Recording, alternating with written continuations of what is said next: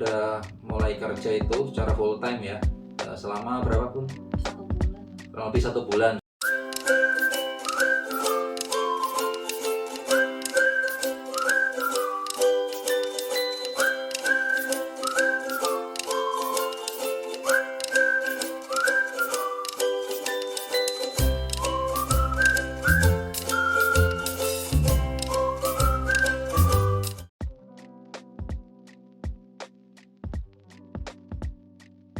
Nah itu kan misalnya kita udah apply, nunggu, setelah itu wawancara lulus ya, habis itu iya, wawancara. Nah, wawancara.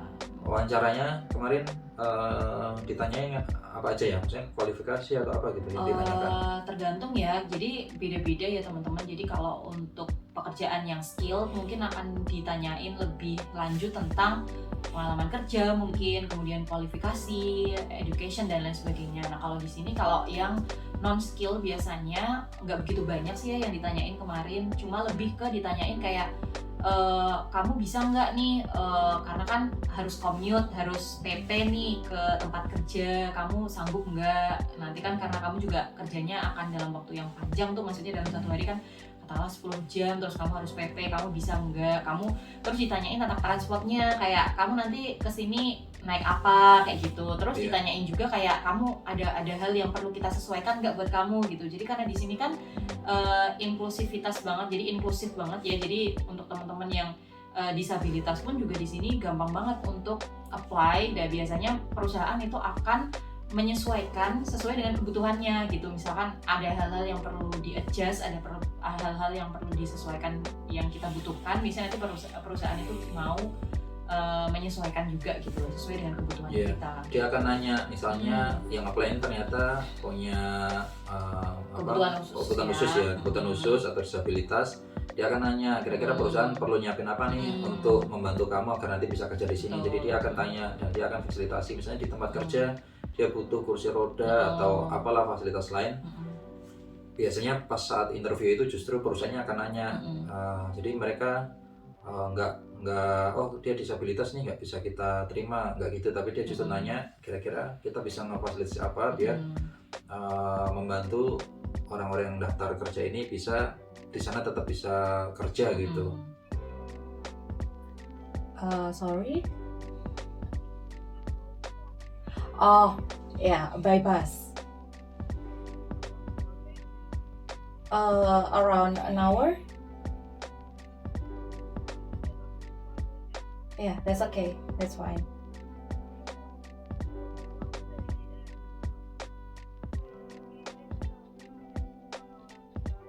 Yeah, I'll try. Yeah, I'm sure because in my previous job, I used to commute from my home to my office, and it takes around an hour too from my home to my office back then in Indonesia. So I think it's okay.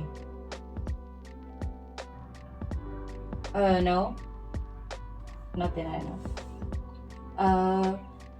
So I go to work for the first day in October, right? Yes, okay.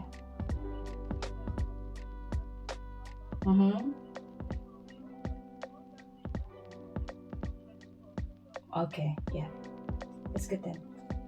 So is it okay, sure, okay. So is it on a fixed term, or maybe do you know how long will the contract be?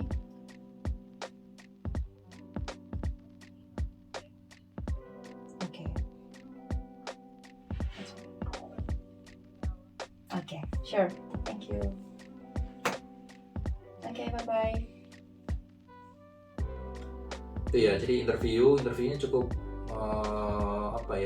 cukup mudah lah intinya sih. Kemarin cuma ditanya gimana kalau kerja misalnya 10 jam sehari, karena kerjanya kan cuma 4 hari kerja. Jadi beda-beda ya, karena full time-nya kan tetap 40 hari ya. Cuma 40 jam. Ada yang 40 jam maksudnya. Ada 40 jam itu yang dibagi jadi 5 hari katakanlah. Jadi satu harinya cuma 8 jam. Ada juga yang 40 jam itu dibagi jadi 4 hari nih. Jadi masing-masing hari 10 jam. Ada juga yang 40 jam itu di-spare jadi berapa 6 hari misalkan kayak gitu kan ya. Jadi beda-beda. Nah, tergantung dari masing-masing perusahaannya ini. Jadi dia akan tipenya tuh jamnya tuh seperti apa gitu. Nah, kebetulan kalau ikutnya Kak Alin kemarin dapatnya yang 40 jam seminggu tapi cuma 4 hari kerja gitu. Jadi Senin, Selasa, Rabu, Kamis. Kerjanya 4 hari tapi lumayan panjang shiftnya kan. 4 hari itu bisa milih sebenarnya kemarin, bisa Senin sampai Kamis atau Selasa sampai Jumat gitu. Nah, pilihnya Senin sampai Kamis. Nah, itu juga hari-harinya itu juga tergantung dari perusahaan juga ya, kesediaan jadwalnya juga ya. Jadi ada juga yang mungkin shiftnya itu dari hari Kamis sampai Senin misalkan, ada yang hari apa. Jadi kita ketika nyari lowongan pekerjaan, kita juga ngecek juga itu tuh jadwalnya hari apa aja, biasanya jamnya, shiftnya jam berapa aja. Karena di sini biasanya ada yang shifting gitu modelnya, ada juga yang kayak office hour gitu ya. Jadi mungkin dari pagi sampai sore ya, 7 jam sehari atau 8 jam sehari, ada yang juga yang kayak gitu. Jadi kita bisa cek jadwalnya itu seperti apa gitu. Jadi saat interview itu tuh langsung langsung kayak dikasih tahu nanti mulai berangkatnya kapan gitu. Nggak nunggu pengumuman lagi ya, nanti diinfokan misalnya keterima atau enggak. Tapi pas saat wawancara itu ditanyakan sanggup apa enggak dan sebagainya. Ketika kita oke, langsung dikasih tahu nanti mulai berangkat tanggal sekian. Hari pertama training, on job training lah ya, udah mulai dibayar tapi setelahnya masih training. Nanti ketemu siapa di sana pas hari pertama itu jam berapa itu dikasih tahu. Jadi saat interview itu langsung diinfokan kayak gitu. Ini kasusnya beda-beda ya masing-masing perusahaan ya. Kalau di Amazon itu kan dia hiringnya misalkan kita bisa pilih nih yang shift ini mulainya day one-nya tanggal berapa, itu kita bisa pilih gitu. Kalau yang lain aku kurang tahu juga, mungkin bisa jadi dia harus nunggu bentar atau mungkin nunggu lama. Tapi kalau kasus yang di perusahaan yang aku ini sekarang, kita bisa pilih misalkan dari jadwal yang dibuka tuh ini, tapi mulainya dia berapa hari atau berapa minggu kemudian gitu. Oke, jadi alhamdulillah setelah interview pertama itu langsung disampaikan mulai kerjanya kapan. Nah, ketika udah diterima lah istilahnya ya, kita tinggal nunggu pas hari pertama kerjanya kapan. Terus pas nyampe sana itu langsung tanda tangan kontrak gitu tuh gimana ya? Iya, jadi karena di Amazon itu kan semuanya udah tersistem ya, jadi kayak tanda tangan kontrak apa segala macam juga di sistemnya dia. Jadi kita ada aplikasi, jadi kita nggak perlu bener-bener nggak ada kayak ngisi form atau apa. Kemarin ngisi form tuh cuma kayak ngisi form bank aja. Tapi selain itu semua dilakukan di sistem, di aplikasi gitu. Jadi kita meminimalisir langsung kontak langsung gitu sih. Ya tetap sih ketemu sama HR-nya, tapi cuma ngingetin aja ada dokumen yang perlu di-sign, perlu ditandatanganin di sistem gitu. Udah gitu aja sih. Nah, kemarin tuh kita ngerasainnya sih proses nyari sampai interview dan terima itu kayaknya mudah atau lancar banget gitu ya. Alhamdulillah lancar gitu sampai keterima. Nah, dapat posisinya apa sih kerja di Amazon nih? Kan ini kakak ibunya Kak Alin ini kan dapat kerjaan di Amazon. Nah, posisinya kayak staff admin warehouse ya. Itu ngapain aja di sana? Jadi kalau di sana itu kan ada inbound sama bagian outbound. Nah, kalau inbound itu berarti kan jadi gini ya teman-teman, Amazon itu kan kayak e-commerce gitu ya. Jadi mungkin bisa kalau di Indonesia ya mirip kayak Shopee atau Tokopedia, walaupun beda konsep ya karena kan kalau di Amazon itu kan warehouse, jadi barangnya udah ada di situ gitu. Jadi nanti kita di situ kalau di bagian inbound berarti nanti kita terima barang, nanti barang itu tuh kita masukin ke sistem gitu, kita scanin, jadi supaya kan masuk ke sistem gitu kan, nanti kan barangnya kan udah ada barcode-nya masing-masing, atau kalau belum ada barcode-nya biasanya nanti kita tempelin barcode-nya, terus nanti kita scanin supaya masuk ke sistem, terus nanti masukin ke tempatnya. Jadi dan kita masukin ke tempatnya itu pun kan karena di sana udah ada robot ya, jadi nanti robot yang akan datang ke kita tinggal masukin aja ke bagian-bagiannya sesuai yang ada di sistem itu kalau bagian inbound. Nah kan katakanlah nyimpen barang ya di warehouse-nya gitu. Kalau bagian outbound berarti nanti barang-barang yang dipesan atau order nih dari customer nanti kita ambil sesuai dari yang robotnya datang itu kan ya. Jadi di sistem itu ada tulisannya nanti barang apa yang harus kita ambil dari robotnya, nanti kita tinggal ambil, kita scan lagi. Jadi kayak barang masuk kita scan, barang keluar kita scan gitu. Jadi kita lebih ke masukin ke pendataannya gitu loh. Terus Iya. nanti kita scan barang keluar. Nah nanti kalau di bagian outbound kan nanti kita packing.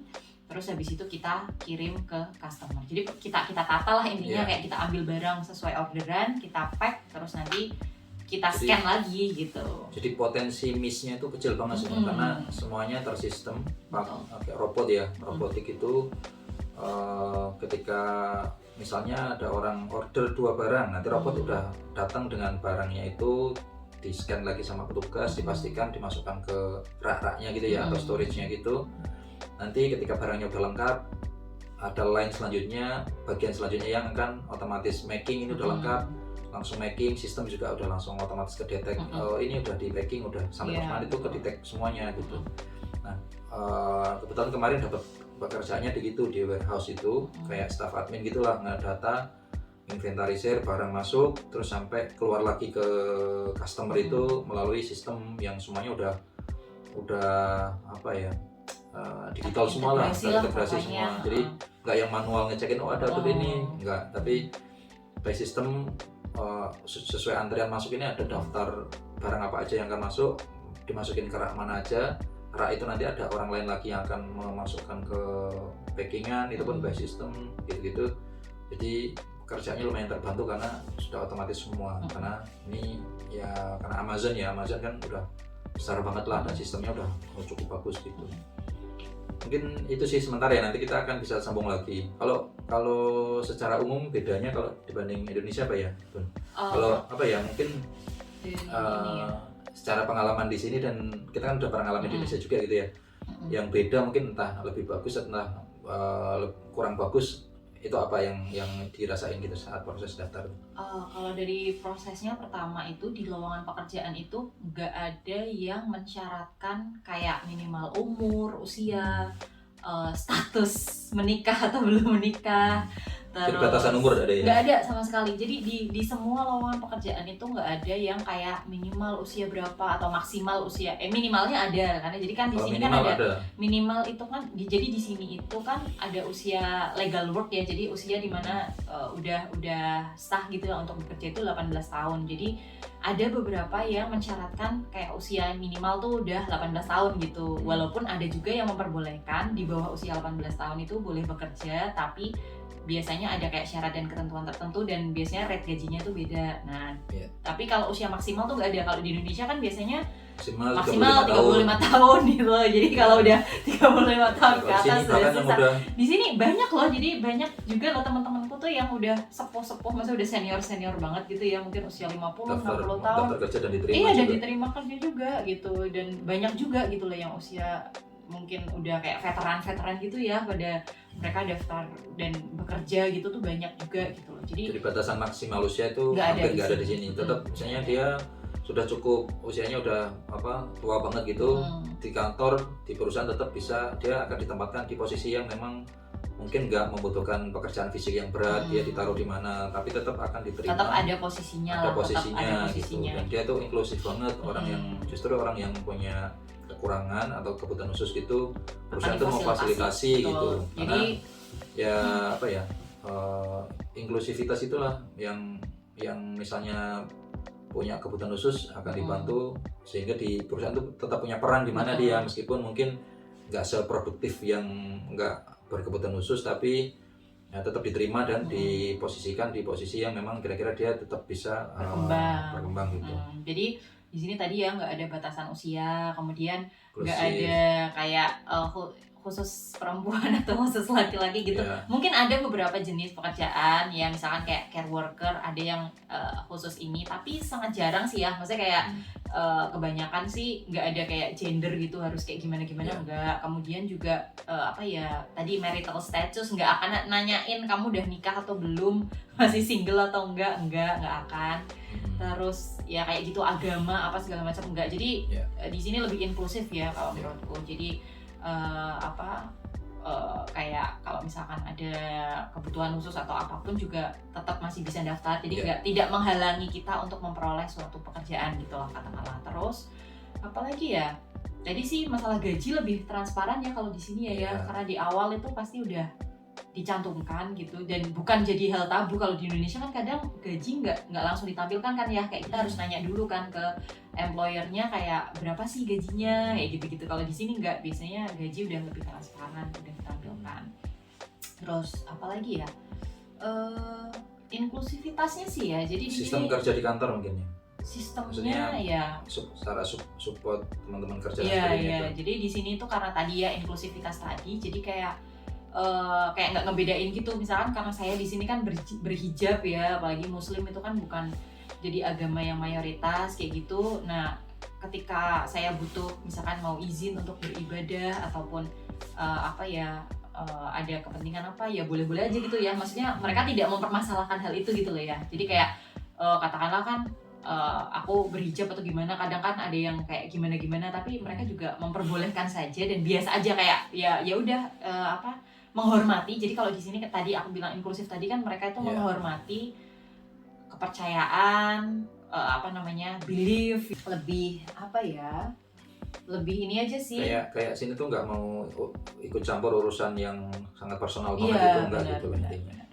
Mungkin itu sih yang kita share terkait cari kerja di UK ya. Nanti kalau ada update lagi misalnya terkait kerjaan, akan kita infokan lagi. Jadi kalau proses daftar intinya itu tadi yang kita sampaikan. Yang pertama kita ngecek eligibilitas kita punya hak kerja nggak di visa kita, itu yang pertama.